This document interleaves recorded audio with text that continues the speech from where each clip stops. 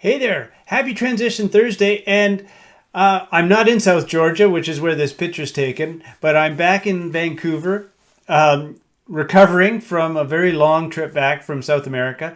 And this week I wanted to talk to you, tie in a little bit of my experience from South Georgia, which is one of the world's most amazing, most remote places to go, but what a fantastic place to visit.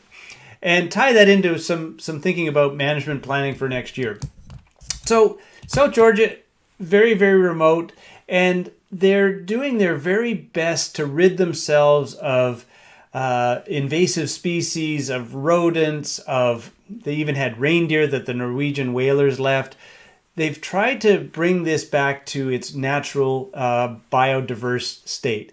And so they have extremely tight controls over what you can wear when you arrive on the island, and that goes down to the Velcro in your waterproof pants that you wear when you get on and off the Zodiacs, because it catches little seeds that might, come and land on the island and then cause an infestation. And so before you land the first time, you have to clean all the Velcro on your cuffs, on your, on the waterproof pants, etc.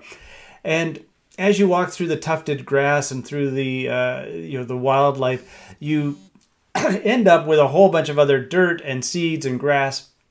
And I would after each landing, spend about an hour going through the Velcro and pulling, literally with tweezers, pulling out all the seeds and grass and whatnot.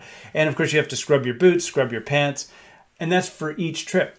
So after about I think it was the second time, now getting ready for the third landing, and one of the expedition crew said, "Hey, how attached are you to the Velcro? Pardon the pun, but how attached are you to this Velcro? Because I see it's taking you a hell of a long time to clean it up.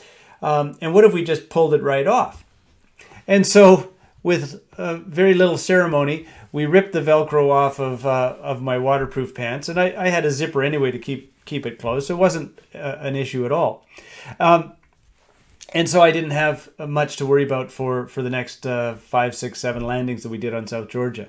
And it's maybe a poor metaphor to things that you're attached to in your business that you've done for years and years and years. You put a lot of time into it, but they're just not having the kind of results that you would like. And I think of a couple examples in businesses that I've been involved with in the past. And the first was in annual personnel reviews. So reviewing performance of your team, of your peers, in some cases a 360 review.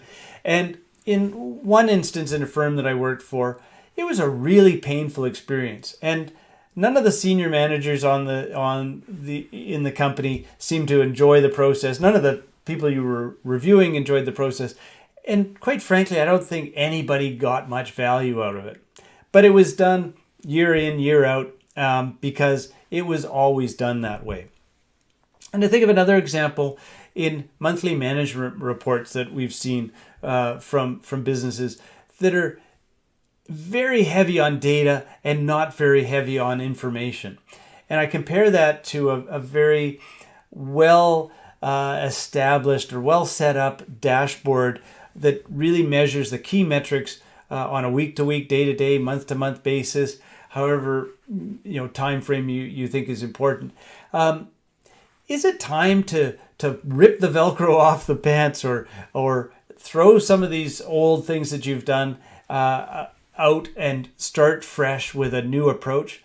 Because you might find going into 2023 that having a fresh approach that produces results a lot faster, more economically, or makes people more engaged in what they're doing. There's lots of things that could come of that I think would really be worthwhile. So we've got holidays coming up here. Why don't you think about that? Are there some band-aids that you can pull off that you could just say, to heck with it, we're not going to do this anymore. We're going to start the new year with some fresh ideas, some fresh approaches to things, and see what that leads to.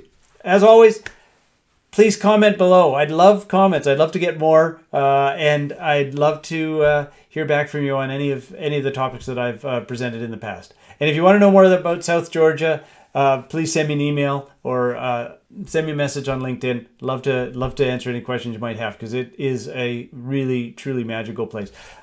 Just as an aside, this penguin colony on South Georgia had somewhere around 1 million breeding penguins, 400,000 pairs of adults, plus all their chicks. And in addition to that, fur seals and elephant seals and other seals.